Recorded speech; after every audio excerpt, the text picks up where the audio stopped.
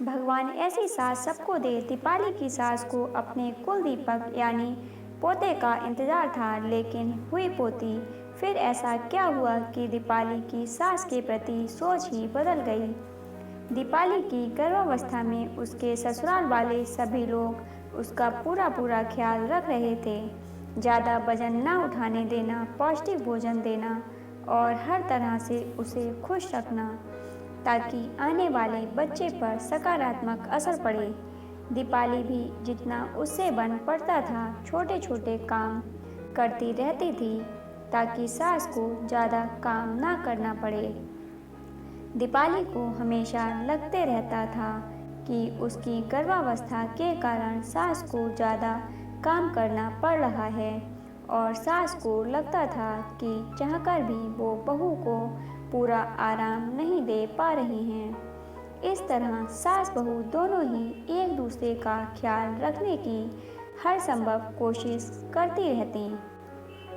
घर के सभी लोग आने वाले बच्चे को लेकर बेहद उत्साहित थे।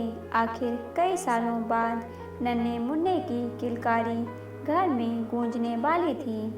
वैसे तो घर में सभी को बेटा हो या बेटी कोई फर्क नहीं पड़ता था, लेकिन सास यदा कदा कह देती कि मेरा कुल दीपक आने वाला है, मैं अपने पोते के लिए ऐसा करूँगी, मैं अपने पोते को ऐसा खिलाऊंगी, इतनी बड़ी पार्टी देंगे, इतने सारे मेहमानों को बुलाएंगे आदि। यह सब सुनकर दीपाली भी मन ही मन ईश्वर से प्रार्थना करती कि हे ईश्वर, मुझे बेटा ही देना, ताकि मम्मी जी की मनोकामना पूरी हो। आखिर इंतजार की घड़ियां खत्म हुई। डिलीवरी के बाद जैसे ही नर्स ने कहा कि कन्या रत्न की प्राप्ति हुई है, मम्मी जी के बारे में सोचकर दीपाली मन ही मन उदास हो गई। नॉर्मल डिलीवरी होने से उसे उसी दिन अस्पताल से छुट्टी मिल गई। वो मन ही मन डर रही थी कि अब मम्मी जी का व्यवहार न जाने कैसा रहता है।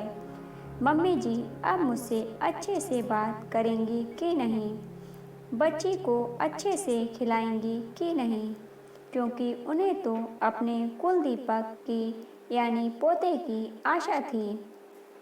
घर आने पर भी उसे बार बार लग रहा था कि मम्मी जी अब अपनी नाराज़गी व्यक्त करेंगी। जब भी सास कमरे में आती तो वो उनका चेहरा पढ़ने की कोशिश करती। मनोविज्ञान में एमए करने के बाद भी आज वो मम्मी जी का चेहरा पढ़ने में खुद को असमर्थ पा रही थी। बच्ची को देखने रिश्तेदार और पड़ोसी आने लगे।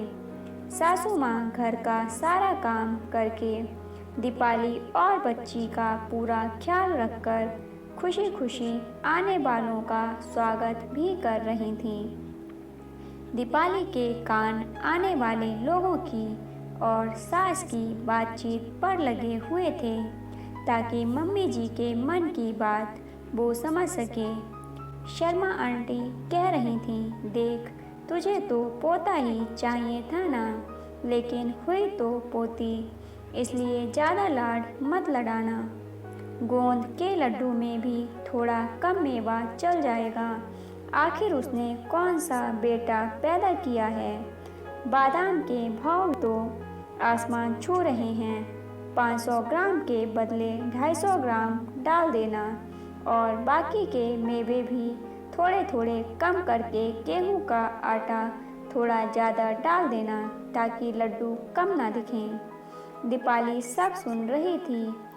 उतने में उसकी सास की आवाज़ आई, क्यों तू ऐसा क्यों कह रही है? तुझे जब मंजू हुई थी तब क्या तुझे सुदीप से कम तकलीफ हुई थी? ऐसा थोड़े ही होता है, चाहे बेटा हो या बेटी, तकलीफ तो दोनों समय एक सी ही होती है, शर्मा आंटी ने कहा। सास की आवाज़ आई, जब दोनों समय तकलीफ एक जैसी ही होती है तो बेटी होने पर लड्डू में मेवा कम क्यों डाला जाए? वैसे तूने तो विज्ञान की पढ़ाई की है ना, तुझे तो अच्छे से पता है कि बेटा या बेटी होना पुरुषों के शुक्राणुओं पर निर्भर रहता है। फिर मैं दीपाली को किस बात की सज़ा दूँ? मैं तो बादाम थोड़े से ज़्यादा ही मंगवाऊंगी ताकि बाद में दीपाली को बादाम का हलवा बनाकर भी खिला सकूं। यह सब सुनकर दीपाली सोचने लगी कि कितनी खुशकिस्मत है वह, जो उसे इतने सुलझे हुए विचारों वाली सास मिली। थोड़ी देर बाद जब उसकी सास कमरे में आई तो दीपाली भावतिरेक में उनके गले लग गई और बोली, क्या मैं आपको मम्मी कहकर बुला सकती हूँ? दोस्तों, इस कहानी के बारे में अपनी राय कमेंट बॉक्स में ज़रूर बताइएगा। कहानी अच्छी लगी हो तो लाइक और शेयर ज़रूर कीजिएगा। ऐसी ही अन्य कहानियों को सुनने के लिए चैनल को सब्सक्राइब कर लीजिएगा। कहानी को पूरा सुनने के लिए धन्यवाद दोस्तों।